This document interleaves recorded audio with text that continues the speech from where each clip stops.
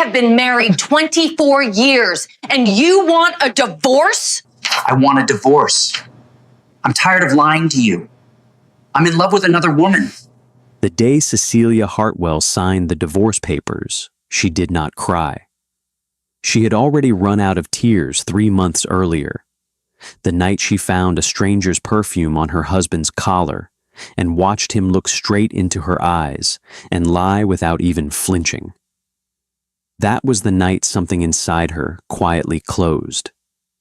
She had loved Edmund Hartwell for 24 years, built a home with him, raised their son, folded away her own dreams the way you fold a dress you tell yourself you will wear someday, and never do. She had believed for a very long time that loving someone well was enough to make them stay. It was not enough. Edmund came home that Tuesday evening in March smelling of a woman named Vivian Cross, 29 years old, a junior associate at his law firm, with the kind of confidence that only comes from never having been broken yet. He sat across from Cecilia at the kitchen table where they had shared 1,000 dinners and told her he wanted a divorce. No build-up, no remorse. He slid the papers across the table like he was closing a business deal he had already moved on from. "You've been comfortable your whole life, Cece," he said. The way her name sounded in his mouth made her feel like something old and unwanted. "Comfortable isn't living. I need more than this." She looked at him for a long moment. 24 years. She picked up the pen. She signed. What Edmund did not know, what nobody in their small Connecticut town of Millbrook knew, was that 6 months later, Cecilia would walk through a door that would stop his heart cold, expose everything he thought he knew about his quiet wife, and make Vivian Cross wish with everything she had that she had chosen a very different man. But we are getting ahead of ourselves. Cecilia had grown up in a modest house on the edge of Whitmore Valley, 3 hours north of Hartford. Her father, George Alderton, repaired clocks for a living. He wore the same brown cardigan every winter, drove a car older than most marriages on their street, and said very little. He was kind in the way quiet men are kind, without fuss, without fanfare. When he died 2 years before the divorce, he left Cecilia a small sealed envelope. Inside, in his careful handwriting, was a single line. "When the time comes, call Mr. Finch in Ashford. He will explain everything." She tucked the envelope into the back of her wardrobe and forgot about it. There was always something else to do. Edmund's schedule to manage, dinners to organize, a household that ran on her effort and credited itself to no one.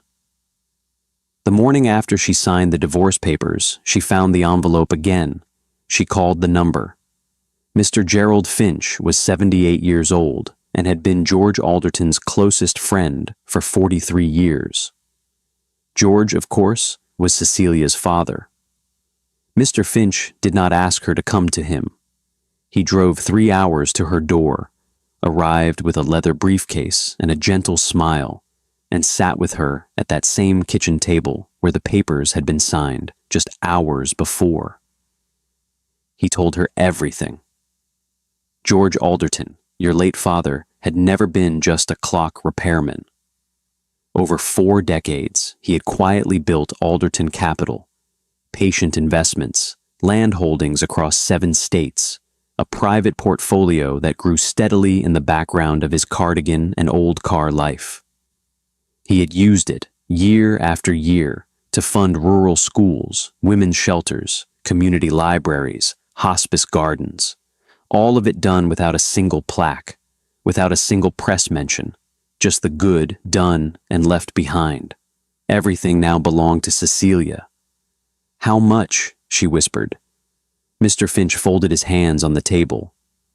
$3.3 billion, he said, conservatively. The room went completely silent. She looked down at her hands. These hands that had cooked Edmund's dinners, managed his calendar, smiled at his colleagues, these same hands. She did not cry. Something far stronger than tears was moving through her, and it felt, for the first time in a very long time, like the beginning of something. She told no one. Not her son Thomas, 22 and finishing his degree, with his grandfather's steady eyes. Not her sister Patricia, who would have told her husband within the hour. Not her friend Donna, who loved her genuinely, but could not hold a secret longer than 48 hours. She hired a private legal team in Hartford, 4 people with no connection to Edmund or his firm. She spent 2 weeks in careful meetings, learning the full scope of what her father had built and what she was now capable of. Then she went to find a life. She bought a house in the hills outside Millbrook. Stone walls, a wide porch, a garden that was entirely, unapologetically hers. She planted things. She read books she had been meaning to read for 10 years. She let herself, slowly and deliberately, remember who she was before she became Edmund Hartwell's wife. It was through one of the Trust's community grants that she met Oliver Crane. Oliver was 51, an architect who had spent 20 years designing the buildings nobody photographed, but everybody needed. Reading rooms, community halls, hospice gardens in towns the rest of the world had stopped paying attention to. He was serious about his work. He was not particularly serious about very much else. He arrived at Cecilia's house one Wednesday morning to discuss a new reading room project and found her on the porch in a paint-stained shirt, having a firm one-sided argument with a climbing rose that was growing in completely the wrong direction. He stood at the gate and watched for a moment. "They never listen," he said. She turned, hair loose, a pencil behind her ear.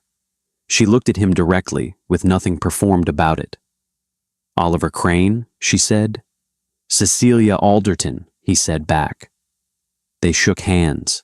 Neither of them let go quite as quickly as the situation required.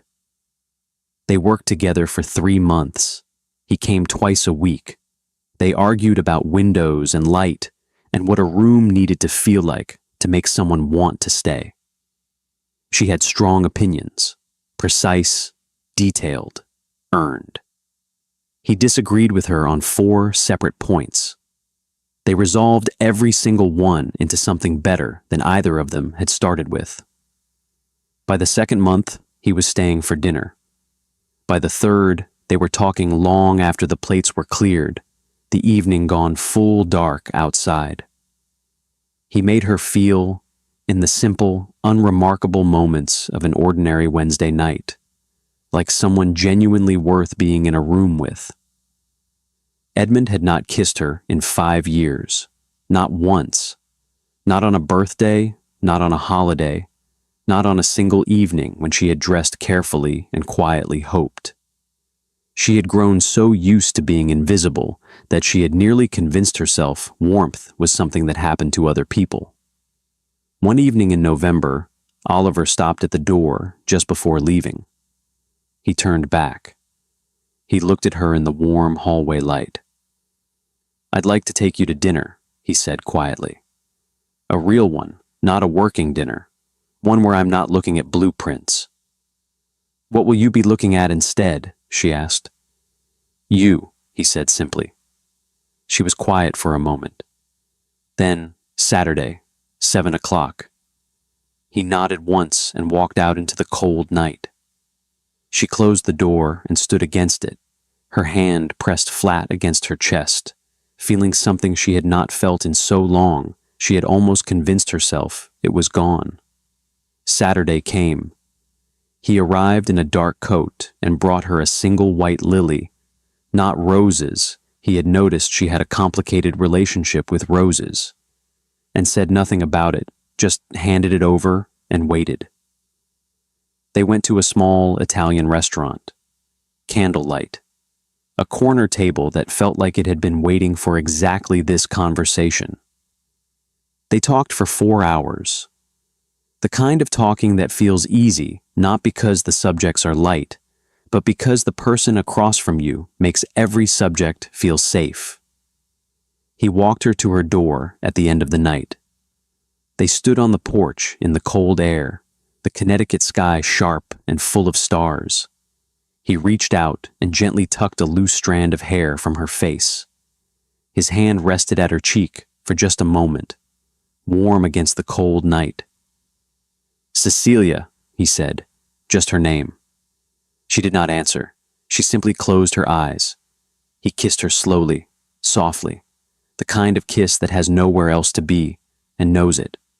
She had forgotten a kiss could feel like this, like being seen, like being chosen, like arriving somewhere you did not know you had been traveling toward.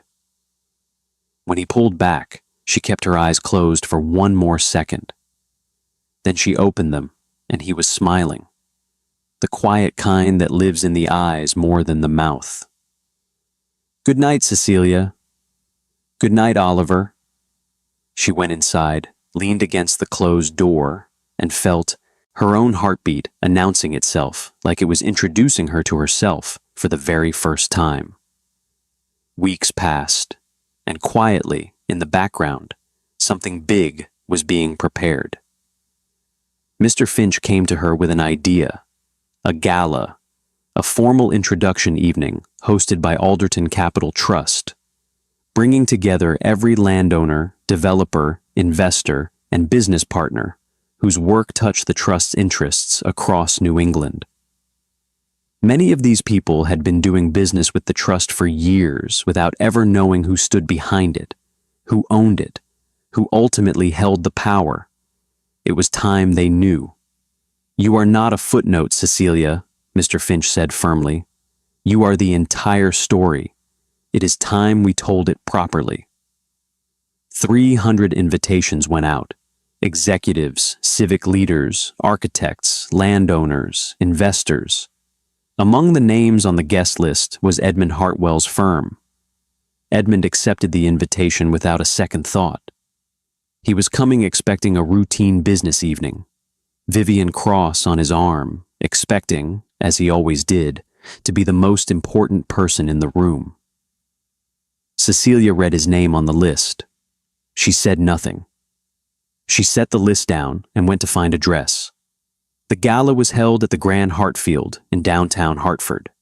Chandeliers, marble floors, 300 people, executives, landowners, civic leaders, investors, architects.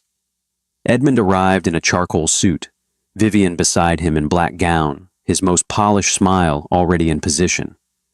He found a table near the front. Vivian straightened his lapel. He felt, as he usually did in rooms like this, entirely at ease. Gerald Finch stepped to the podium. The room settled. "Ladies and gentlemen," he began, in the unhurried voice of a man who has earned the right to take his time. "Before we proceed, I want to tell you about a man most of you never met." Edmund swirled his wine. George Alderton was a clock repairman from Hartford. He drove an old car. He wore the same cardigan every winter. He had no interest in recognition or press or having his name on anything. But over 40 years, George Alderton quietly built one of the most significant private investment trusts in New England. He used it, consistently and without a single word of credit, to fund rural schools, community libraries, women's shelters, and civic infrastructure in towns that everyone else had forgotten. He was the finest man I ever had the privilege of calling my friend. The room was completely still. George passed 2 years ago. Everything he built transferred to his only child. She is in this room tonight. She is the active director of Alderton Capital. Her net worth stands at $3.3 billion. A wave of murmuring moved through the room. Edmund set his glass down. "She is one of the most remarkable women I have ever known. Her father raised her to believe that character matters more than credit. She has lived every day of her life by that principle." He looked toward the back of the room. "Ladies and gentlemen, please welcome, with everything this room has, Miss Cecilia Alderton." The doors opened. She walked in. The applause started before the room had fully processed what it was seeing. That instinctive response to something that commands a space before it has said a single word. She wore a royal blue gown, structured at the shoulders, sweeping to the floor, catching the chandelier light with every step. Her hair was styled elegantly with light makeup. She carried herself with the quiet authority of a woman who has finally, after a very long time, stopped making herself smaller to fit someone else's idea of her. She walked across that marble floor like she had always known this was exactly where she was going. 300 people rose to their feet. Edmund Hartwell did not. He sat frozen. The color had left his face entirely. He was looking at the woman he had called comfortable, the woman he had handed divorce papers to across a kitchen table, walking into a room of 300 people like she owned the ground beneath every single one of their feet, because she did. "Edmund, do you know her?" Vivian leaned toward him. He did not answer. Cecilia spoke from the front of the room, clearly, warmly, without a single wasted word, about her father's vision, about the trust, about the work she intended to continue. She did not perform. Every word carried the weight of someone who had earned the right to say it. When she finished, 300 people gave her a standing ovation. Edmund crossed the room. He left Vivian without a word, without even a glance, and moved quickly through the crowd until he reached Cecilia near the edge of the stage. "Cece," she turned. His face was completely undone. The composure of 24 years of marriage, gone. He looked at her the way a man looks when the full cost of a decision lands on him all at once. "Look at you," he said, voice barely steady. "How did this happen, Cece? When did all of this become yours? I shared a life with you for 24 years, and I never knew. I never even asked." She looked at him calmly, not cold, not sharp, simply clear. "It happened, Edmund," she said quietly, "because it was always there. You just never thought to look. I made a mistake, a terrible mistake. I know it. Cece, I am so sorry." His eyes were wet. People nearby were watching. He did not care. He reached for her hand. Then slowly, in front of 300 people, Edmund Hartwell went down on one knee. A silence moved across the room like a held breath. "I was wrong," he said. His voice broke. "About you, about what I had, about what mattered. Please, Edmund." Her voice was soft, gentle, final, the way a door sounds when it closes properly for the last time. "Stand up." He looked up at her. "Please stand up, because I am not God," she said again. He stood. "I forgive you," Cecilia said, and she meant every word. "But forgiveness is not the same as going back, and I am not going back." She held his gaze one steady moment. "I wish you well, Edmund. I truly do." She turned away. Oliver Crane had been watching from across the room. He made his way toward her, unhurried, certain, the way a man moves when he knows exactly who he is walking toward. Deep navy suit, the quiet energy of someone who had spent 20 years building things that mattered and needed no one's approval about it. He touched her elbow lightly. She turned and her whole face changed. Not dramatically, just warmly, the way a room feels different the moment the right person walks in. "You were extraordinary," he said quietly. "Thank you, Oliver," she said softly. He offered his hand. "Can we dance?" She glanced at the floor where the orchestra had begun, a slow, sweeping waltz. "I should warn you," she said. "I trained in ballet for 12 years. I should warn you, I have absolutely no idea what I'm doing." She laughed, free and full. The kind of laugh that had been gone from her life for years and was now simply, completely back. "Then follow my lead," she said. She took his hand. They danced. She moved beautifully, grace that had become so natural, it no longer looked like effort. He was not trained, but he was strong and attentive, holding her with the confidence of a man who may not know the steps, but is absolutely certain about the person in his arms. They found their rhythm quickly. The room noticed. Conversations slowed. Heads turned. At one point, he said something low near her ear that made her laugh and tip her head back, and he pulled her slightly closer when she did, and the room felt it. That quiet, unmistakable recognition of two people who are exactly where they are supposed to be. Edmund stood at the edge of the dance floor and watched. He watched Oliver look at Cecilia the way Edmund had not looked at anyone in years, with his complete, undivided, unhurried attention. And he understood, with a completeness that went past thought, exactly what he had done. Not the money, not the $3.3 billion that had been sitting quietly inside the woman he had called comfortable. Her. Just her. He had thrown her away. A few moments later, Edmund left early. He did not say goodbye to anyone, not the guests, not his colleagues, not even Vivian. Vivian noticed him heading for the exit and hurried after him, weaving through the crowd, her heels clicking sharp and fast against the marble floor. "Edmund," she caught his arm at the door. "Where are you going? The evening is not over." He kept walking. She followed him out into the cold Hartford night, the grand doors of the Hartfield closing behind them. "Edmund, are you seriously leaving me here?" He reached his car. He opened the door. He got in.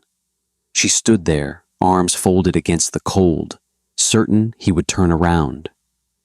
He did not turn around, but he did not drive away either.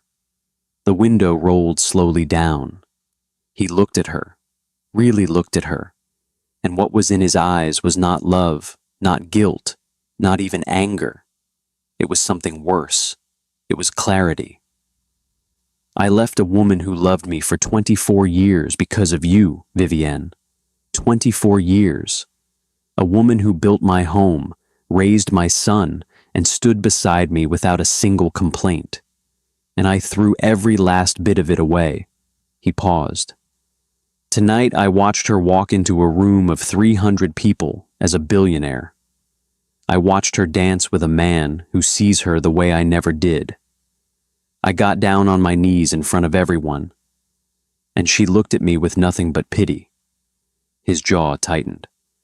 "I left my wife of 24 years for you, and all I have reaped is the fruit of my own wickedness."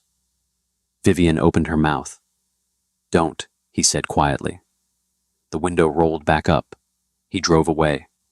2 blocks down the road, he pulled over, and Edmund Hartwell, the powerful, untouchable Edmund Hartwell, sat alone in the dark and wept like a baby. No composure, no performance, just a man and the full weight of everything he had thrown away. She stood alone on the stone steps of the Grand Hartfield, the cold night wrapping around her, watching his tail lights shrink and vanish into the darkness. Then she sat down on the steps, black dress, cold stone, empty hands, and she wept, not for love, but for everything she had gambled on this man and lost.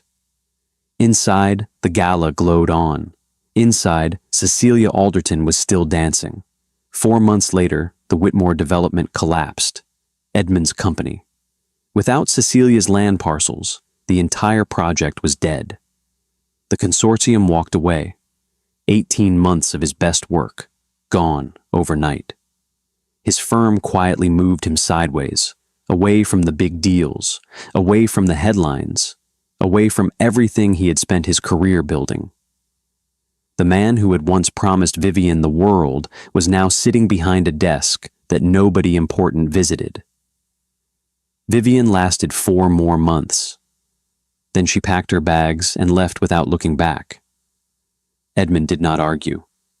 He sat alone in his apartment that night, the city moving on outside his window, completely unbothered by him.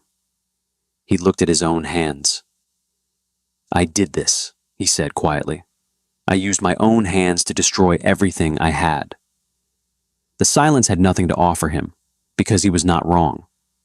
A few days later, life offered something far better. Oliver proposed, not at a restaurant, not with an audience.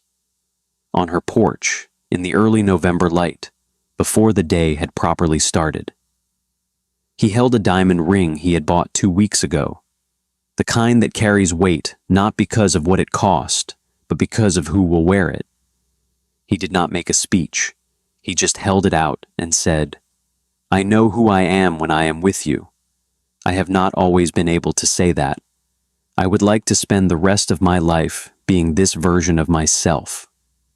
She looked at him. The climbing rose behind him had finally, stubbornly, turned and begun to grow in the right direction. "Yes," she said, simply. He put the ring on her finger. He kissed her, and she closed her eyes completely, the way she had learned to close them around him, with nothing guarded, nothing held back. The way you can only be kissed by someone who knows the full weight of who you are and has chosen you anyway. Not a version of you, not a convenient version, just you. Cecilia called Thomas that evening and told him about Oliver. There was a long pause on the other end. "Mum," he said softly, "does he make you happy?" "Yes," she said. "He really does." She heard him smile through the phone. "Then that is everything," he said. He drove up to Millbrook that weekend to spend time with his mom. Within an hour, he and Oliver were deep in conversation at the kitchen table, laughing, talking, completely at ease, while Cecilia watched quietly from across the room. Her 2 people, getting along just fine. She did not say anything. She just made the tea and smiled to herself. That was enough. They married in the spring, the garden, white peonies everywhere. Thomas walked his mother down the stone path to where Oliver stood in the afternoon light. And when Oliver saw her coming, his face did something that made Thomas quickly look away, because it was too private a thing to witness directly. The look of a man who cannot believe his own life. Mr. Finch sat in the front row and wept without any attempt to hide it. Thomas stood beside Oliver as best man and cried exactly once when his mother laughed during the vows, because it was her real laugh, the free one, the one that had been gone for years and was now, clearly, permanently back. They built a full life together. Oliver designed. Cecilia ran the trust the way her father had taught her, without ever sitting her down to teach her. Quietly, purposefully, with more interest in the good being done than in anyone knowing she was doing it. New projects across Connecticut, a school wing in Vermont, a reading room in every valley her father had ever loved. Thomas came to work alongside her, Sunday dinners together, every week without fail. Oliver cooked enthusiastically and badly. Cecilia quietly fixed things from the other side of the kitchen while he wasn't watching. Thomas pretended not to notice any of it, and it was exactly the kind of warm, imperfect, laughing Sunday that only a genuinely happy family can make. There was a morning in late October, the hills gold above the valley, the air cold and clean, when Cecilia stood at the kitchen window with her coffee, and Oliver came up behind her and wrapped his arms around her and rested his chin on her shoulder. They stood there together, watching the morning come in. She thought about her father in his old car, driving these hills, fixing his clocks, doing the quiet work. She thought about the envelope in the back of the wardrobe. She thought about the kitchen table and the pen and the papers and the moment she had believed her life was ending. It had not been ending. It had been clearing, making room, pulling back like a tide so that something enormous could finally come in. "Dad knew," she said softly. "What did he know?" Oliver asked. She watched the light move across the valley. "That I was going to be more than all right," she said. "He just knew I needed time to find it myself." Oliver pressed a long, slow kiss to the side of her head. Outside, the climbing rose had grown fully now, stubborn, beautiful, entirely in its own direction, which turned out, as it always does, to be exactly the right one. Some women are buried quietly by the lives they were handed. Cecilia Alderton was not that woman. She just became $3.3 billion, a royal blue gown, a man who brought her a lily because he noticed she had a complicated relationship with roses, and a climbing rose that finally grew in the right direction. If this story found you today, maybe it was meant to. Share it with someone who is in pain right now, someone who is holding on by a thread, someone who gave everything to the wrong person and is sitting alone tonight, wondering if anything good is ever coming for them. Tell them, it is coming. It is already on its way. It was just waiting for the clearing. And if this story moved something in you, drop a comment and tell me where you are watching from and what time it is there. Hit that like button, subscribe, and stay close. Because there are more stories like this one coming. Stories about people who got knocked all the way down and came back as something the world wasn't ready for. You won't want to miss a single one.